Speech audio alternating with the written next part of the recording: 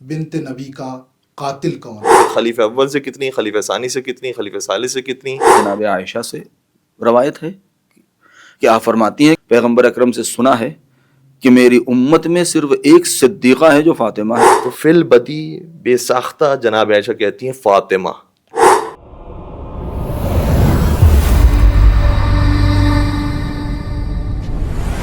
اعوذ باللہ من الشیطان الرجیم، بسم اللہ الرحمن الرحیم، الحمد للہ رب العالمین وصلی اللہ علی محمد وآلہ الطاہرین. السلام علیک یا بنت رسول اللہ، السلام علیک یا زوجۃ ولی اللہ وخیر خلق اللہ بعد رسول اللہ،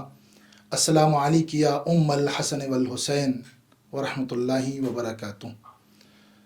صدیقہ طاہرہ عذرا بطول بنت رسول حضرت فاطمۃ الزہرا سلام اللہ علیہا کی غمناک شہادت کے موقع پر ایام عزائے فاطمیہ میں نجا میڈیا کی جانب سے ایک پوڈ کاسٹ آپ کی خدمت میں پیش کرنے جا رہے ہیں جس کا عنوان ہے بنت نبی کا قاتل کون. الحمدللہ ہمارے اس پروگرام میں اس عنوان پر گفتگو کرنے کے لیے اس وقت کے بزرگ اور مشہور و معروف علماء موجود ہیں جن کا تعارف ہم آپ کی خدمت میں پیش کرتے ہیں. ساتھ میں موجود ہیں حجت الاسلام عالی جناب مولانا شمیم رضا رضوی صاحب قبلہ. السلام علیکم ورحمۃ اللہ. علیکم السلام ورحمۃ اللہ آپ کا اس وبرکاتہ. پروگرام میں استقبال کرتے ہیں. بہت بہت شکریہ. اسی طرح سے ہمارے ساتھ موجود ہیں معروف شخصیت حجت الاسلام عالی جناب مولانا محمد تقی مہدوی صاحب قبلہ. آغا السلام علیکم ورحمۃ السلام اللہ. ورحمۃ اللہ. خیر مقدم عرض کرتے ہیں. بہت شکریہ، جزاک اللہ. ناظرین گرامی قدر، اس پروگرام میں اس عنوان کے تحت کہ بنت نبی کا قاتل کون کچھ اہم چیزوں پر گفتگو کرنی ہے. ظاہر سی بات ہے کہ ناظرین، آپ کی خدمت میں عرض کر دیا جائے کہ ہمارے ناظرین صرف اور صرف شیعہ افراد نہیں ہیں بلکہ پوری امت مسلمہ ہیں، اور ہماری کوشش اور سعی یہ ہے کہ جناب سیدہ فاطمۃ الزہرا سلام اللہ علیہا کی حیات طیبہ اور ان کی زندگی پر جو اہم گفتگو ہے، جو آپ کے فضائل ہیں، وہ محدود نہ رہیں کہ صرف شیعہ کتب میں آپ کے فضائل کا ذکر کیا گیا ہے. ہم یہ جاننا چاہتے ہیں کہ کیا جس طرح سے شیعہ کتب میں آپ کے فضائل کا ذکر ہے، کیا اسی طرح سے علماء اہل سنت کی کتب میں بھی ان فضائل کا ذکر ہے یا نہیں. انہی باتوں کو دریافت کرنے کے لیے، ان پہ گفتگو کرنے کے لیے اپنے مہمان علماء کی خدمت میں پہنچتے ہیں اور سوال کرتے ہیں کہ آغا، جیسے کہ میں نے عرض کیا کہ شیعہ علماء جس طرح سے اپنی کتابوں میں بی بی کے فضائل و مناقب بیان کرتے ہیں، کیا علماء اہل سنت کی کتابوں میں بھی اسی طرح سے ہمیں بی بی کے فضائل و مناقب نظر آتے ہیں یا نہیں، اور آتے ہیں تو کس انداز سے نظر آتے ہیں؟ اعوذ باللہ من الشیطان الرجیم، بسم اللہ الرحمن الرحیم. بہت بہت شکریہ، اور میں اپنے ناظرین کی خدمت میں حاضر ہوں اس سوال کا جواب لے کر کے، اور نجاح میڈیا اور اس کے تمام جو اراکین ہیں ان کا تہ دل سے شکریہ کہ یہ موقع فراہم کیا کہ ہم اس موضوع کے اوپر گفتگو کر سکیں. دیکھیے، یہ سوال کہ شیعہ کتب کے علاوہ آیا دیگر جو فرقے ہیں یا اہل سنت کی کتابوں میں صدیقہ دو عالم کے فضائل موجود ہیں یا نہیں، اگر اس کے اوپر غور کریں تو ایک بات بہرحال بالکل واضح ہے کہ ہماری جو کتابیں ہیں اس میں جتنے بھی فضائل اور مناقب موجود ہیں صدیقہ دو عالم سے متعلق پیغمبر اکرم کی حدیث کی صورت میں، جی، وہ ساری کے ساری اہل سنت کی کتابوں میں موجود ہیں. اصلاً ہرگز ایسا نہیں ہو سکتا اور نہیں ہے کہ ہم کہیں کہ نہیں صرف ہماری کتابوں میں ذکر کیا گیا ہے. سلسلہ روات کو اگر دیکھا جائے، مشائخ کا اگر دیکھا جائے، اور محدثین کی حدیثوں کے اوپر اگر غور کیا جائے، تو ہماری کتابوں کا اصل ماخذ اور منبع بھی انہی کی کتابیں ہیں. ہماری کتابیں بھی ہیں کہ جو زمانے ائمہ طاہرین علیہم السلام میں جن کی تدوین ہوئی ہے، جو آثار آج ہمارے سامنے موجود ہیں، ان میں تو فضائل موجود ہیں، لیکن عصر صحابہ اور عصر تابعین اور تبع تابعین سے نزدیک جو کتابیں تحریر ہوئی ہیں، علماء اسلام نے جس کو تحریر فرمایا ہے اور آج وہ ایک سرمایہ علمی کے عنوان سے جانی جاتی ہیں، ان کتابوں میں موجود ہے. جیسے مثال کے طور پر سب سے معتبر کتاب ہمارے برادران اہل سنت کے ہاں جو روائی کتاب ہے وہ ہے صحیح ستہ، جن میں سے پہلے نمبر پر خود صحیح بخاری ہے، صحیح مسلم ہے، چونکہ یہ صحائح ستہ میں 6 کتابیں ہیں کہ جن میں 3 جو ہیں وہ صحیح کے عنوان سے ہیں اور 3 سنن کے عنوان سے ہیں، صحیح بخاری، صحیح مسلم، صحیح ترمذی، اور 3 جو ہے وہ سنن کے نام سے یاد کی گئی ہیں کہ سنن ابن ماجہ، سنن ابی داؤد اور سنن نسائی۔ یہ 6 کی 6 کتاب، ان کتابوں میں جناب فاطمہ زہرا سلام اللہ علیہ کے وہ فضائل اور وہ فضائلی حدیثیں موجود ہیں کہ جو پیغمبر اکرم کی زبان مبارک سے ادا ہوئی ہیں۔ اب ان حدیثوں کا اگر تذکرہ کیا جائے ایک ایک کا تو وقت بہت جائے گا۔ مثال کے طور پر جو مشہور حدیث ہے جیسے فاطمۃ بضعۃ منی من اغضبها اغضبنی، جس کو خود بخاری نے نقل کیا ہے، جناب مسلم نے بھی اس کو نقل کیا ہے، اور بیہقی نے بھی اس کے اوپر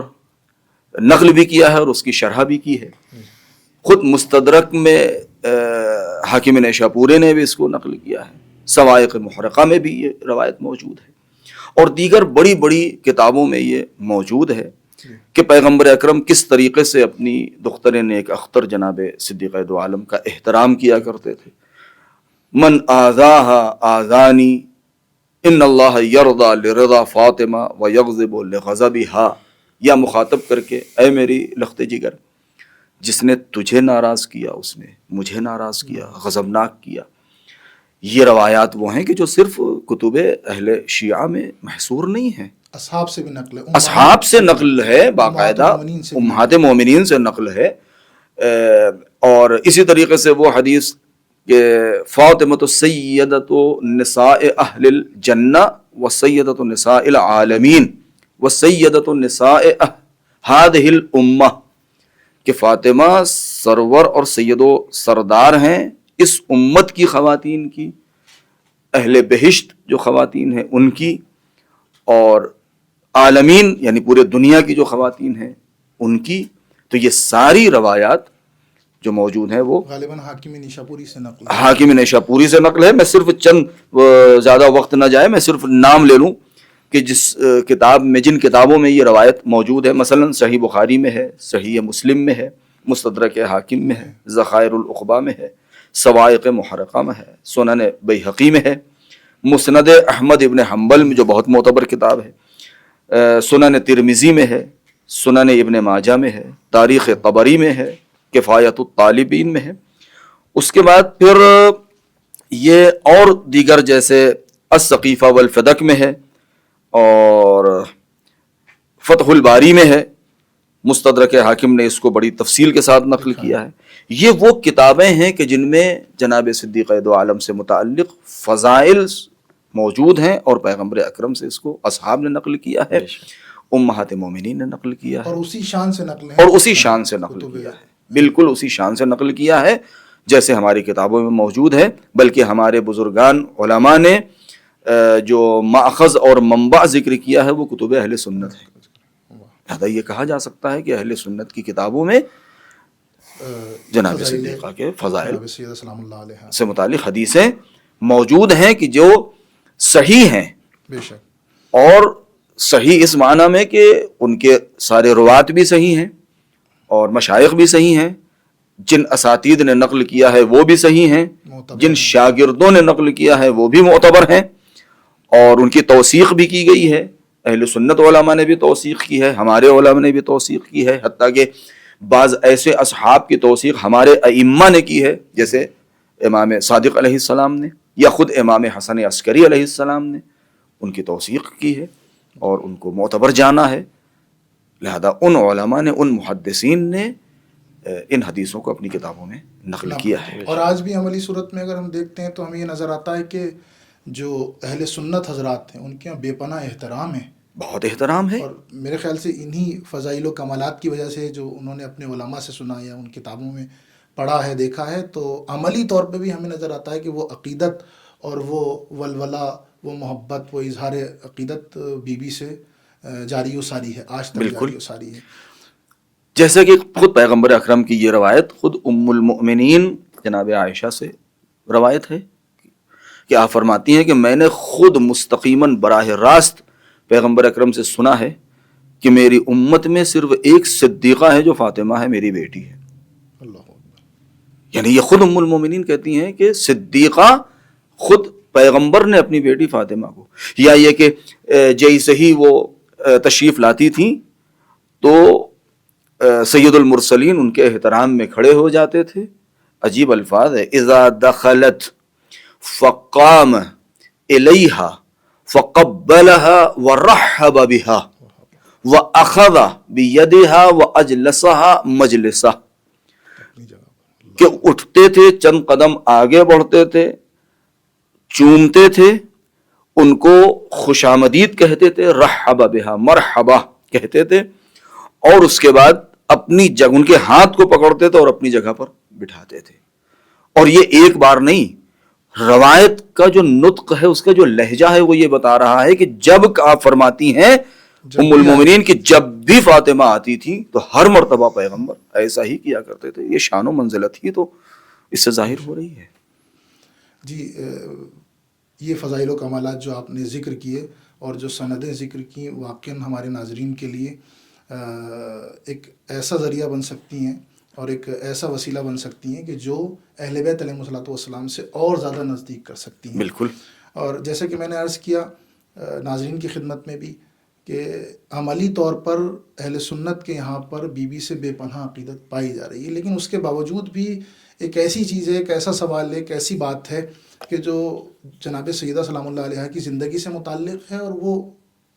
اختلافی صورت اختیار کر لی گئی ہے. مثلا یہی فدق کا ماجرا، قبلہ صاحب آپ کی خدمت میں پہنچتے ہیں اور آپ سے خواہش اور آرزو یہ کرتے ہیں کہ اس پہ ذرا سی توجہ دلائیے گا کہ مختصر طور پہ بھی ہو جائے، کیونکہ ایک کلی سوال ہے کہ فدق کا ماجرا کیا ہے. زیادہ تر مومنین جانتے ہیں، امت مسلمہ جانتی ہے، لیکن اس کے باوجود بھی چاہتے ہیں لوگ کہ کسی منظم طریقے سے فدق کا مسئلہ لوگوں کے سامنے پیش ہو اور ان کو معلوم ہو کہ اس فدق کی حقیقت کیا ہے. بسم اللہ الرحمن الرحیم. آپ کا بہت شکریہ اور قبلہ صاحب کا شکریہ کہ انہوں نے یہاں پر تشریف فرما ہو کر ہمیں بہت ساری باتیں سکھائی اور استفادہ کیا. چند ایک باتیں جو ہیں وہ ہم پہلے سوال کے اندر بھی اگر شامل کرنا چاہیں تکملے کے طور پر تو انشاءاللہ ہر ایک سے استفادہ کر سکے گا. وہ یہ ہے کہ کچھ ایسی روایات ہیں کہ جو معصومین علیہم السلام سے ہم تک پہنچی ہیں، اور ظاہر سی بات ہے کہ وہ معصومین کو چونکہ برادران اہل سنت امام تسلیم نہیں کرتے ہیں تو ایز اے راوی تو چند ایک روایتیں انہوں نے بیان کی ہیں، لیکن چونکہ امام نہیں مانتے ہیں لہٰذا بہت ساری روایات ایسی بھی ہیں کہ جو ان کی کتابوں میں موجود نہیں ہیں لیکن ہمارے پاس اپنی کتابوں کے اندر موجود ہے. چھٹے امام جعفر صادق علیہ الصلوۃ والسلام کی مثال کے طور پر شاید ہم کہہ سکتے ہیں کہ روایت ہے کہ لفاطمۃ تسعۃ اسماء عند اللہ عز وجل، کہ فاطمہ زہرا سلام اللہ کے پروردگار کے نزدیک 9 نام ہیں. اس میں پھر ایک ایک کر کے نام بیان کیا کہ فاطمہ ہے، صدیقہ ہے، مبارکہ ہے، بطول ہے، عذرا ہے، راضیہ ہے، مرضیہ ہیں، زکیہ ہیں. اور اس طرح سے بہت سارے روایات ایسی بھی ہیں کہ جو کتب اہل سنت میں ذکر نہیں ہوئی. اور ساتھ ساتھ یہ کہ خود بعض بزرگان اہل سنت کا کہنا یہ ہے کہ اگر ہم شیعہ روات کو تسلیم نہ کریں تو ہماری کتابیں خالی ہو جائیں گی روایتوں سے.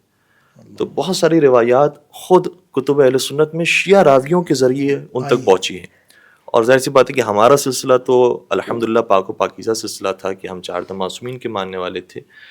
تو امام رضا علیہ السلام نے کبھی کوئی روایت بیان کی کہ میں نے اپنے بابا سے، انہوں نے اپنے بابا سے، انہوں نے اپنے بابا سے، اور وہ پھر رسول اکرم تک بات پہنچی کہ رسول اکرم نے اپنی بیٹی کے بارے میں یہ ارشاد فرمایا. تو ہمارے پاس اس اعتبار سے بھی روایات موجود ہیں اور وہ سلسلہ بھی موجود ہے. بلکہ شاید جو قبلہ بیان فرما بھی چاہ رہے تھے اس کا مقصد یہ تھا کہ یہ موضوع ایسا ہے کہ جس کے اوپر صرف شیعوں کا عقیدہ نہیں ہے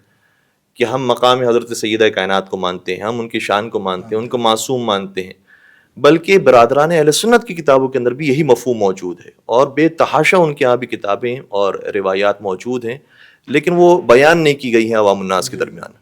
جس طریقے سے ہمارے ذاکرین نے، خطبہ نے، علماء نے بار بار ممبر پر آ کر فضائل اہل بیت کو بیان کیا ہے، اس طریقے سے ان کے یہاں فضائل اہل بیت کو بیان نہیں کیا گیا. تو ان کی عام عوام یہ سمجھتی ہے کہ جیسے یہ شیعوں کی کوئی ہستی ہیں اور شیعوں کی کوئی معصومہ بی بی ہیں، اور اس کا جو ہے وہ ہم سے کوئی اتنا تعلق نہیں ہے. شاید ہمارے نزدیک جو سب سے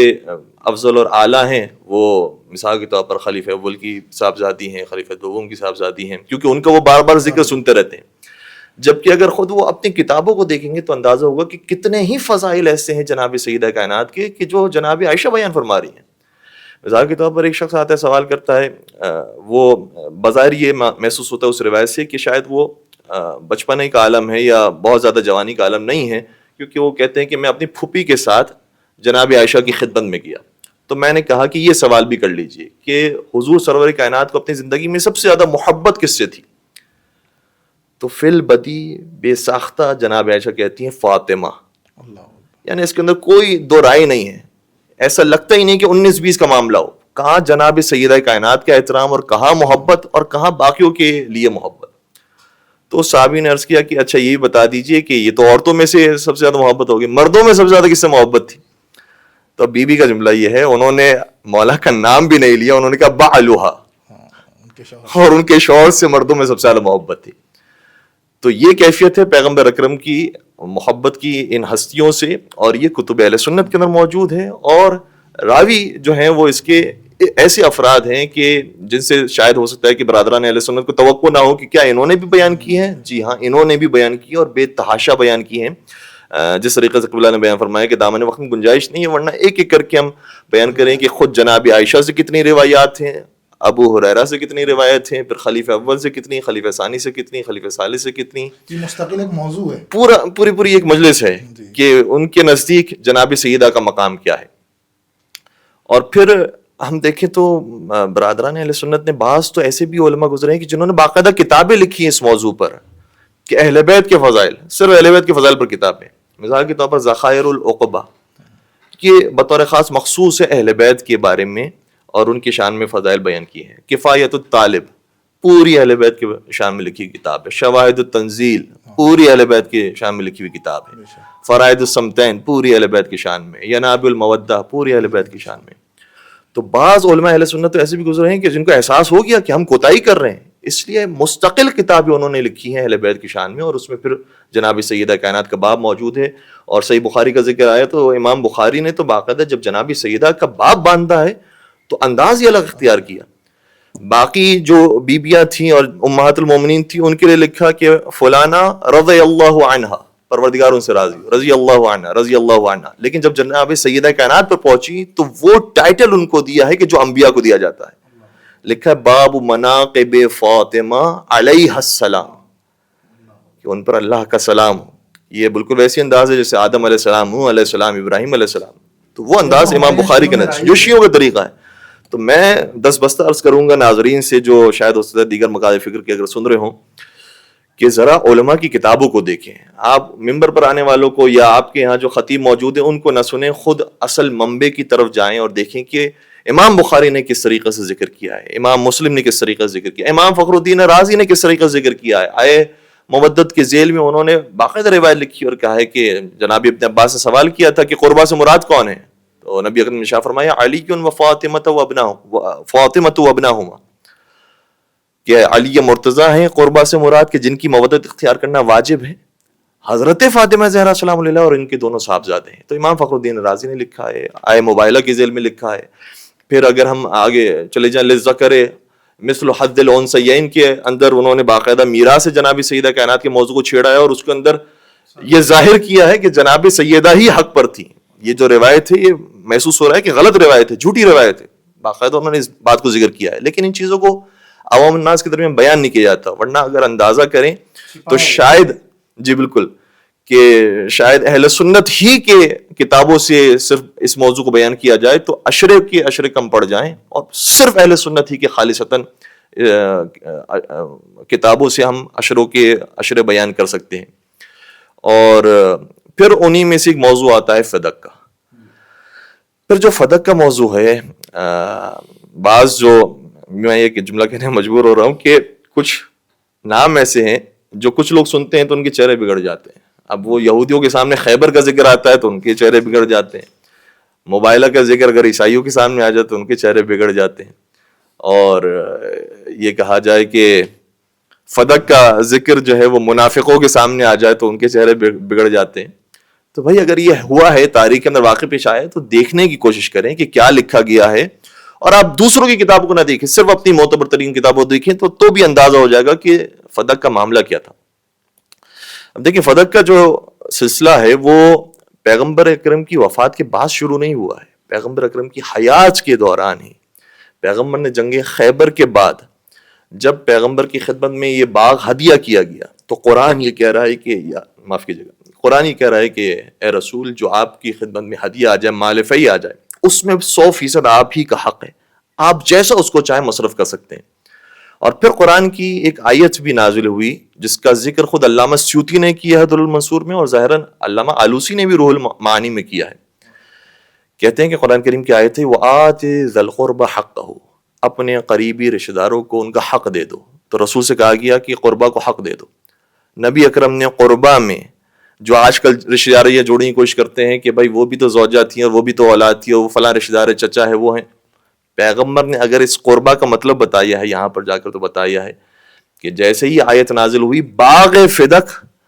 اس آیت کے مطابق اپنی قربہ کو یعنی حضرت فاطمہ زہرا سلام اللہ کو ہدیہ کر دیا۔ اور ہدیہ کر دیا کا مطلب یہ ہے کہ اب وہ بی بی کی ملکیت ہو گیا، گویا کہ شان نزول ہے یہ شان نزول ہے اس آیت کا۔ اور پھر جب بی بی کی ملکیت ہو گیا تو شہزادی کی اب یہ شان تھی کہ وہ جو سائلوں کو کھلانے والی تھی اور ان کو کیا مطلب کسی ملک سے، وہ تو دنیا کو بانٹنے والی ہیں، خود بھوکی رہتی ہیں اور 3 دن یتیم مسکین اور اسیر کو کھانا کھلاتی ہیں۔ تو انہوں نے پیغمبر کی مشورے کے مطابق ہی وہی کارمند رکھے، وہی کاریگر رکھے جو وہاں اس باغ کے اندر کام کر رہے تھے، اور جو بھی اس کا محصول حاصل ہوتا وہ غریبوں میں تقسیم کر دیا جاتا تھا۔ اور کتنا محصول حاصل ہوتا تھا، بعض لوگ یہ بھی جو مذاق کرتے ہیں اور کہتے ہیں کہ بھائی وہ ایک چھوٹی سی ملکیت تھی، اس کو شیعوں نے ہوا بنایا ہوا ہے، اور جو ہے وہ چھوٹا سا باغ تھا اس کے پیچھے پڑے ہوئے ہیں۔ وہ جو چھوٹا سا باغ ہے اس کی اس زمانے میں مالیت کم سے کم جو بیان ہوئی ہے تاریخ کے اندر وہ 24,000 دینار ہے۔ 24 دینار نہیں، 24,000 سونے کے سکے کم سے کم، اور بعض روایت کے مطابق 70,000 سونے کے سکے سالانہ اس کی درآمد ہے۔ 70,000 سونے کے سکے یعنی 70,000 صحابہ، فرض کریں کہ جیسے حجۃ الوداع کے موقع پر کہا جاتا ہے کہ 1 لاکھ یا اس سے زیادہ کے صحابہ تھے، تو آدھے صحابہ کو ایک ایک سکہ دیا جا رہا ہے اسی ایک ملکیت سے، اور وہ ہر سال دیا جا رہا ہے، اتنی اس کی درآمد ہے۔ جناب سیدہ اپنے پاس کچھ نہیں رکھ رہی ہیں، سب بانٹ رہی ہیں۔ یہاں پہ ایک نقطہ آپ نے دیا ہے جی جی، پیغام ہے ناظرین کے لیے، خصوصی پیغام ہے کہ بی بی کے اختیارات یہاں تک ہے آپ کے ملک میں آ گئے ہو، لیکن اس کے باوجود بھی عطا ایسی ہے، جو ہے آپ کی عدالت، آپ کی کرامت کہ جو مزدور یا جو کارمند وہاں پہ تھے ان کو رکھا، ان کو نکالا نہیں، بے شک کہ نئے بندوں کو رکھا گیا ہو، ایسے اپنے چاہنے والوں کو خصوصی طور پہ رکھا جی گیا جی، ہو، یہ واقعی میں بلکہ بعض روایت میں ملتا ہے کہ یہودی جو اس زمانے میں تھے جو کام کر رہے تھے، کاریگر تھے، انہیں یہودیوں کو بھی رکھا، یعنی بعض ایسے لگتا ہے کہ یہودیوں کو رکھا گیا اور بعض مسلمان تھے، بہرحال کام کر رہے تھے، لیکن جتنا بھی حاصل ہوتا تھا وہ بانٹ دیا جاتا تھا اور جناب سیدہ اپنی ملکیت میں نہیں لیتی تھی۔ اور پھر اسی طریقے سے سلسلہ جاری رہا حضور کی حیات تک، یہاں تک کہ پھر جو برسر اقتدار آیا اس نے اس باغ پر قبضہ کیا، تو پھر بی بی گئی کہ یہ تو میرا مال ہے۔ تو وہاں سے جب یہ کہا گیا کہ نہیں یہ تو پیغمبر سے ہم نے حدیث سنی تھی، اور پھر جو ہے وہ پیغمبر نے میراث کے بارے میں بیان کیا تھا کہ میں جو چھوڑ کر جاتا ہوں صدقہ ہوتا ہے، تو سب سے پہلا تو اس کا جواب یہ ہے کہ بھائی یہ میراث ہے ہی نہیں، یہ تو ملکیت ہے ہماری۔ اور لکھی ہوئی جو سند تھی وہ جناب سیدہ کائنات نے پیش کی، یہ ہے سند اس کی، بابا نے مجھے لکھ کر دی تھی۔ اور پھر ہمیں وہ مصائب کے اندر وہ جملہ بیان کرتے ہیں وہ علماء، اور سننے کو آتا ہے جو روایات کے اندر موجود ہے کہ کسی نے اس سند کے بھی ٹکڑے ٹکڑے کر دیے اور سند کو بھی پارا پارا کر کے ختم کر دیا، اس کی بھی رعایت نہیں کی۔ تو ملکیت تھی جناب سیدہ کی۔ پھر جب وہ میراث کہنے لگا کہ نہیں یہ میراث جو ہے وہ نہیں ہوتی رسول اللہ کرم کی، یہ صدقہ ہوتا ہے، اور صدقے پر جو صاحب اقتدار ہے اس کا حصہ ہوگا، اس کا حق ہوگا، وہ جیسے چاہے گا اس کو استعمال کرے گا۔ تو جناب سیدہ نے اپنے مقدمے کو ٹھیک ثابت کرنے کے لیے گواہ پیش کیے، اور مولا متقیان کا ایک بڑا خوبصورت جملہ ہے۔ مولا متقیان فرماتے ہیں کہ جناب سیدہ کائنات کی ہمراہ جب تشریف لے گئے تو خلیفہ سے مخاطب ہو کے کہا کہ اے خلیفہ تجھے معلوم ہے تو کس سے گواہ مانگ رہا ہے، اور تو کس کو نعوذ باللہ جھوٹا کہنے کی کوشش کر رہا ہے، جس کے بارے میں قرآن کی آیت نازل ہوئی ہے انما یرید اللہ لیذھب عنکم الرجس اہل البیت ویطہرکم تطہیرا۔ اور کہا کہ اگر تو نے ان کو جھوٹا کہہ دیا تو تو نے صرف ان کو جھوٹا نہیں کیا، تو دار اسلام سے خارج ہو جائے گا۔ کیوں دار اسلام سے خارج ہو؟ کیونکہ تو نے قرآن کی آیت کا انکار کیا ہے، اور جو قرآن کی ایک آیت کا بھی انکار کرنے والا ہو پھر وہ مسلمان نہیں رہتا۔ اس لیے گواہ مانگنے کا مقصد کیا ہے؟ اور پھر اس کے باوجود بھی بی بی نے تسلی کے لیے گواہ بھی پیش کیا، حسنین کریمین کو پیش کیا، جناب ام ایمن کو پیش کیا, جناب اسما کو پیش کیا, رباح نامی ایک رسول اکرم کا غلام ہے اس کو پیش کیا, خود مولا متقیان موجود ہیں, لیکن کسی طریقے سے بھی حاکم نہیں مانا کہ یہ آپ کا حق ہے. اور اس کے اوپر امام فخر الدین رازی کا وہ جملہ مجھے یاد آتا ہے, کہتے ہیں کہ ان المحتاج الى معرفت هذه المسئلہ ما كان الا فاطمہ وعلی والعباس. اگر پیغمبر اکرم نے ایسی کوئی حدیث بیان بھی کرنی ہوتی کہ میں چلے جاؤں گا تو میرا کوئی وارث نہیں ہوگا, اگر پیغمبر ایسی کوئی حدیث بھی بیان کرتے تو پیغمبر مبلغ اعظم, بہترین تبلیغ کرنے والے, اور تبلیغ کا پہلا فارمولا یہ ہوتا ہے جو جس کے کام کی بات ہو وہ بیان کی جائے. تو اگر میراث کا مسئلہ تھا تو اس کو بیان کرنا چاہیے تھا جو وارث بن سکتے تھے, کہ بیٹی میں چلے جاؤں, میرے بعد تمہیں یہ دعویٰ نہیں کرنا ہے کہ میرا حق بنتا ہے, جی بیٹی یہ میری میراث تمہیں نہیں ملے گی, یہ صدقہ ہے, سارے مسلمانوں کا حصہ ہے. تو اس حدیث کا راوی اگر کوئی ہونا چاہیے تو سب سے پہلے جناب سیدہ کائنات کو ہونا چاہیے تھا, امام حسن امام حسین کو ہونا چاہیے تھا, مولا علی کو ہونا چاہیے تھا, حضرت عباس کو ہونا چاہیے تھا جو پیغمبر کے چچا ہیں. تو کوئی رشتہ دار آ کر یہ کہے کہ ہاں یہ حدیث ہم نے سنی تھی رسول اکرم سے, رسول اکرم نے فرمایا تھا کہ میری کوئی میراث نہیں, تو بات سمجھ میں آتی ہے. کیسے ہو سکتا ہے جو مبلغ اعظم ہو وہ اس کو یہ روایت بیان کر کے جائے جس کا کوئی میراث سے تعلق ہی نہیں بنتا؟ تو پھر ایک اور ڈاؤٹ پیدا ہوتا ہے, اس کا مطلب یہ گھڑی گئی ہے, یہ اسی وقت ہی بنائی گئی ہے تاکہ اس کے اوپر قبضہ کیا جائے. اور پھر آگے اگر ہم تاریخ اور دیکھیں, ناظرین کے لیے شاید مزیدار بات ہوگی کہ پہلا آتا ہے اس نے قبضہ کر لیا باغ پر, بعض کہتے ہیں کہ دوسرے نے واپس کیا, اہل سنت کی روایت کے اندر موجود ہے, بعض کہتے ہیں واپس کیا, بعض کہتے ہیں کہ واپس نہیں کیا. بہرحال جب تک تیسرا آیا, تیسرے نے باغ فدق جو عمومی طور پر ساری عوام کا اور سارے مسلمانوں کا حق تھا اس کو اٹھا کر اپنے داماد مروان کو دے دیا. تو اگر آپ دے سکتے ہیں تو کیا پیغمبر نہیں دے سکتی؟ اور اگر خلیفہ بن چکا ہے تو خلیفہ کیا اپنے اختیار سے نہیں دے سکتا تھا؟ کیوں ناراض کیا ہے جناب سیدہ؟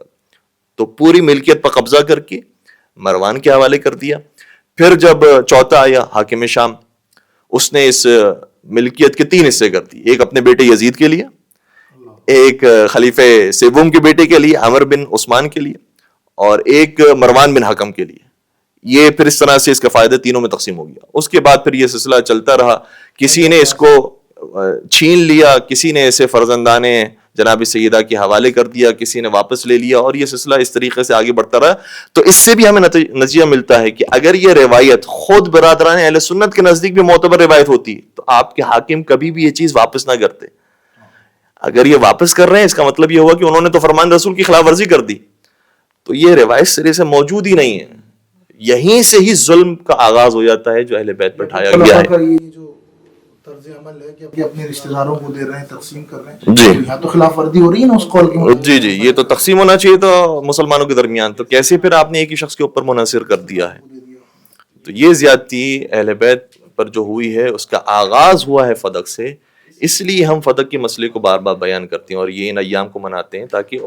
عوام الناس سمجھے کہ مشکل کہاں سے پیدا ہوئی ہے. وہ جو آخر میں بعد میں جا کر گری ہوئی عمارت کو دیکھتے ہیں تو بھئی پہلے اینٹ تو دیکھو کہاں اینٹ ٹیڑھی لگائی گئی ہے جہاں سے یہ عمارت گری ہے.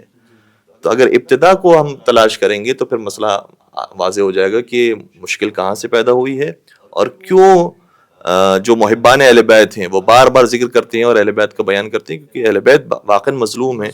اور مظلومیت کی اوج اور عروج ہمیں کربلا میں پھر نظر آتا ہے. بے شک قبلہ آپ نے بی بی کے فضائل و مناقب کے عنوان سے بھی اور اسی طرح سے فدق کے عنوان سے بھی قابل استفادہ گفتگو فرمائی اور ہم نے استفادہ کیا. اب آغائی خدمت میں بھی پہنچتے ہیں اور خواہش یہ کرتے ہیں کہ اگر اس سلسلے میں آپ بھی کچھ مکمل کرنے کے لیے گفتگو کو فرمانا چاہیں تو استفادہ کریں گے. جی, ویسے قبلہ کی گفتگو بہت ہی جامع ہے اور تقریباً جتنے بھی اس میں پہلو اور گوشے تھے سب کی طرف اشارہ آپ نے فرمایا ہے. اور بہرحال یہ جملہ تو صحیح نہیں کہ میں کہوں تکملے کے طور پر, لیکن بہرحال بسم اللہ اس کا تتمہ سمجھیں یا جو بھی, کہ جو ابتدائی گفتگو آپ کی تھی فدق کے حوالے سے سب سے بہتر اور مناسب وہی ہے. اور زیادہ تر ہمیں دعوت دینی چاہیے کہ تاریخ کے اس حصے کا مطالعہ زیادہ کیا جائے. کیوں؟ اس لیے کہ اس فدق کا جو مقدمہ ہے اور جو اس کے اوپر بحثیں ہیں علماء کے درمیان کئی 100 برس سے,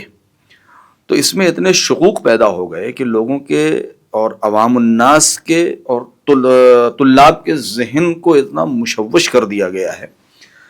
کہ حقیقت اس بادل کے پیچھے چھپ گئی ہے اور اس کی کرنیں لوگوں کے ذہنوں تک نہیں پہنچ پا رہی ہیں، جبکہ حقیقت یہی ہے کہ یہ مسئلہ فدق تخصصاً خارج ہے کہ اس کو میراث کہا جائے، کہ انما ما ترکناہ صدقہ،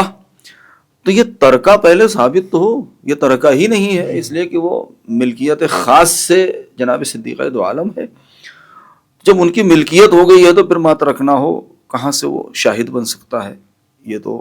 بالکل وہی بات ہے کہ جب چمن ہی نہیں ہے تو بلبل کہاں چہچہائیں گی، یا پہلے اس درخت ہی کا وجود نہیں ہے جس کی شاخ پہ الو بیٹھے۔ تو یعنی اصلاً بحث کو اس عنوان سے ہی زیادہ تر مطرح کیا جائے اور لوگوں کو دعوت دی جائے کہ وہ گفتگو کریں، ورنہ پھر وہ شاہد کا پیش کرنا اور پھر اس کے بعد کہ فدق کا رقبہ کتنا تھا اور فدق کس کے ہاتھوں میں گیا اور کس نے اس کے اوپر اصل جو عنوان سب سے بہتر صادق آتا ہے وہ غصب ہے۔ غصب وہیں پر آتا ہے کہ جہاں پر، اور اسی چونکہ یہ حدیث پیش کی گئی اس مسئلہ فدق میں دربار میں کہ پیغمبر سے یہ سنا گیا ہے کہ آپ نے یہ فرمایا کہ نحن معاشر الانبیاء لا نرث ولا نورث۔ جب صدیقہ دو عالم نے خطبہ ارشاد فرمایا تو چونکہ اصحاب کے ذہن میں یہ ڈال دی گئی تھی یہ بات کہ یہ میراث پیغمبر ہے، لہذا آپ نے اسی لفظ میراث سے استفادہ کرتے ہوئے آپ نے مقام احتجاج میں اپنے اس خطبے میں یہ لفظ استفادہ کیا، آپ نے استعمال کیا کہ یبن ابی قحافہ فی کتاب اللہ ان ترث اباک ولا ارث ابی، کہ اگر تم اس کو میراث سمجھتے ہو تو یہ بتاؤ کہ کتاب خدا میں، اور کس کو مخاطب کیا؟ وہ افراد کہ جن کے سامنے اس بات کا دعویٰ کیا گیا تھا کہ حسبنا کتاب اللہ، ہمارے لیے کتاب خدا کافی ہے، ہمیں حدیث پیغمبر کی ضرورت نہیں ہے اور نقل حدیث کے اوپر پابندی اور یہ ساری باتیں۔ تو صدیقہ دو عالم نے کہا کہ بتاؤ پھر کتاب خدا میں، قرآن میں کہاں لکھا ہوا ہے کہ تو اپنے باپ کی میراث پائے اور میں اپنے باپ کی میراث نہ پاؤں۔ چونکہ مسئلے کو اس جہت پر لایا گیا تھا لہذا صدیقہ طاہرہ نے بھی اسی جہت سے گفتگو کی ہے، اور اس کے بعد آگے چل کے آپ نے فرمایا کہ میں ان کی بیٹی ہوں، میں وارث ہوں، کیا تم کتاب خدا سے واقعاً جاہل ہو یا جان بوجھ کے تم نے اس کو پس پشت ڈال دیا ہے؟ یہ اس طریقے کی تو اصل گفتگو اور اصل بحث اور اس کا لب لباب یہی ہے کہ اصلاً مسئلہ فدق مسئلہ میراث نہیں ہے، مسئلہ ہبہ ہے اور ہدیہ ہے، اور قبالہ فدق اس کے لیے شاہد ہے، لہذا یہاں پر عنوان غصب آتا ہے اور مال کو چھین لینا دوسرے کا آتا ہے، یہاں پر میراث کا مسئلہ ہی نہیں ہے۔ الحمدللہ دونوں علماء کرام سے فدق کے عنوان سے، مناقب و فضائل حضرت زہرا کے عنوان سے بہترین استفادہ کیا، اور امید ہے کہ ہمارے ناظرین اس گفتگو سے فائدہ اٹھائیں گے اور اپنی زندگی میں اور اپنے عقائد کو درست کرنے کے لیے اس کو وسیلہ و ذریعہ قرار دیں گے۔ لہٰذا ناظرین کرام، ہم اپنی گفتگو کو یہیں پہ تمام کرتے ہیں اور اس گفتگو کا آئندہ حصہ آپ کی خدمت میں اگلے ایپیسوڈ میں پیش کریں گے۔ السلام علیکم ورحمۃ اللہ وبرکاتہ۔